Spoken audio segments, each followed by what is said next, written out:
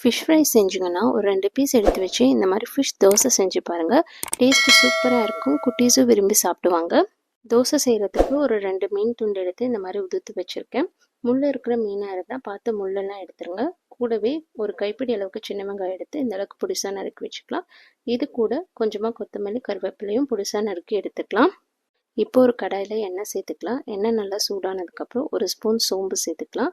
சோம்பு நல்லா பொரிஞ்சு வந்ததுக்கப்புறம் நம்ம கட் பண்ணி வச்சுக்கிற வெங்காயம் கூடவே கருவேப்பிலையும் சேர்த்து நல்லா வதக்கிக்கோங்க.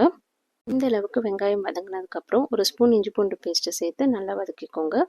இஞ்சி பூண்டு பேஸ்ட்டோட பச்சை வாசனைலாம் போனதுக்கப்புறம் ஏன்னா மசாலா பொருட்கள்லாம் சேர்த்துக்கலாம்.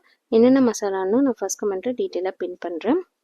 மசாலா சேர்த்துட்டு நல்லா ஒரு தடவை வதக்கிக்கோங்க. அவ்வளோதான். மசாலாவோட பச்சை வாசனைலாம் போனதுக்கப்புறம் நம்ம உதுத்து வச்சுருக்க ஃபிஷ்ஷை இப்போ இதில் சேர்த்துக்கலாம். சேர்த்துட்டு நல்லா கலந்து விடுங்க. போதும், ரொம்ப குக் பண்ணணும்னு அவசியம் இல்லை, ஏன்னா ஃபிஷ் ஆல்ரெடி ஃப்ரை பண்ணி தான் இருக்கும். இந்த அளவுக்கு கலந்ததுக்கப்புறம் இதில் மேலே கொஞ்சமாக கொத்தமல்லியை தூவி ஸ்டவ் ஆஃப் பண்ணிவிடுங்க. இது அப்படியே இருக்கட்டும். இப்போ ஒரு தோசை பேன் வச்சு பேன் நல்லா சூடானதுக்கப்புறம் லைட்டாக கல் தோசை மாதிரி தோசை ஊற்றிக்கோங்க.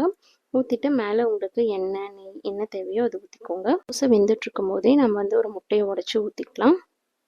முட்டையை உடச்சி ஊற்றிட்டு நல்லா இந்த அளவுக்கு ஸ்ப்ரெட் ஆகுற மாதிரி எல்லா இடத்துலையும் பரவி விட்டுருங்க. இப்போ நம்ம ரெடி பண்ண ஃபிஷ் ஃபில்லிங்கை இதில் வச்சுக்கலாம். ஃபில்லிங் வைக்கும்போது லைட்டாக ப்ரெஸ் பண்ணிவிட்டு எல்லா இடத்துலையும் ஸ்ப்ரெட் ஆகுற மாதிரி வச்சுக்கோங்க.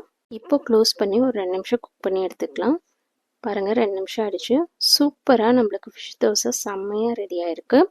நீங்களும் நான் சொன்ன மாதிரி ட்ரை பண்ணி பாருங்கள். ட்ரை பண்ணி பார்த்துட்டு எப்படி இருந்துச்சுன்னு கமெண்ட் பண்ணுங்கள். நீங்களும் இதே மாதிரி ஒரு ரெசிபிலேருந்து ஏதாச்சும் இன்னொரு புது ரெசிபி இன்னோவேட் பண்ணியிருக்கீங்களான்னு கமெண்ட்டில் சொல்லுங்கள்.